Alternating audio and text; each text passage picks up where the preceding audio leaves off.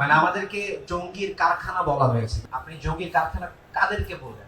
বিষয়টা কিভাবে বলেছে কি যে হলি আর্টিজানের ইনসিডেন্টের মতো যেন আর কোন ইনসিডেন্ট না হয় এবং এই জন্য বেসরকারি বিশ্ববিদ্যালয়ের শিক্ষার্থীদেরকে জঙ্গির কারখানা করে তুলে যেতে যেন না করা হয়, মানে আমাদেরকে জঙ্গির কারখানা বলা হয়েছে ইনডাইরেক্টলি অথবা ডাইরেক্টলি। ঠিক ওই দিনই আবার মাহদি আমিন ভাই বক্তব্য দিয়েছেন যে বেসরকারি বিশ্ববিদ্যালয়ের উপর কোনো ধরনের ভ্যাট আরোপ হবে না। তো আমার প্রশ্ন হচ্ছে বিএনপির এই যে হাইকমান্ড এবং বিএনপির মধ্যে যে এরকম এক একজনের এক এক ধরনের বক্তব্য, কোনো ধরনের নিজেদের মধ্যে কোনো মানে আন্ডারস্ট্যান্ডিং আমার কাছে মনে হচ্ছে তাদের মধ্যে নাই।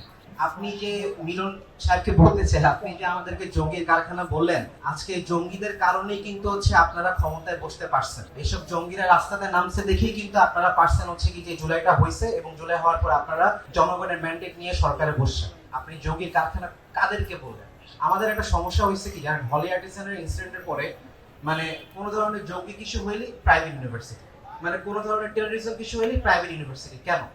মানে এই কোশ্চেনটা আমার সবার কেন, মানে আপনার টেরোরিজম হবে, টেরোরিজম হইলে সেটা প্রাইভেট ইউনিভার্সিটি থেকে কেন হইতে হবে?